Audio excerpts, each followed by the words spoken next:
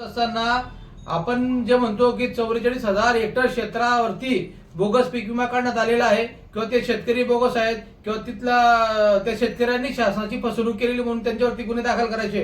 पण मला असं वाटतं की हे होत असताना याच्यामध्ये शेतकरी फक्त बळीचा बकरा बनवला जातोय, खरा लाभार्थी दुसराच कोणतरी आहे, तर ते शोधलं पाहिजे।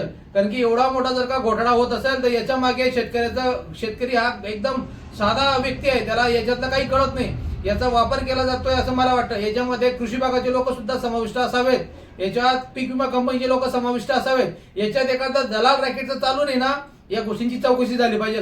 आणि जर का दलाल रॅकेट किंवा हे जे सर्व लोक जर करत असेल ना, तर यांच्यावरती गुन्हा दाखल करावा। शेतकरी फक्त बळीचा बकरा केला जातोय असं मला वाटतं आणि निष्पाप शेतकऱ्यावरती गुन्हा दाखल करण्यात येऊ नये।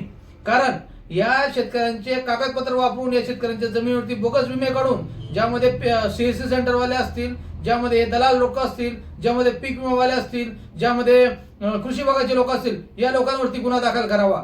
खरी चौकशी आतमध्ये जाऊन चौकशी करण्यात यावी, नुसत्या वरच्यावर नोटीस देऊन डायरेक्ट शेतकऱ्यांवरती गुन्हे दाखल करण्यात येऊ नये अशी माझी शासनाला आग्रहाची नम्र विनंती राहील। अन्यथा जर का खऱ्या शेतकऱ्यांवरती जर का गुन्हा दाखल होत असेल तर महाराष्ट्र शेतकरी संघटनेच्या माध्यमाने मी शासनाला आश्वस्त करू इच्छितो की संघटना या संदर्भात तीव्र आंदोलन छेडेल आणि खऱ्या शेतकऱ्यांच्या मागे संघटना कायम उभी राहील।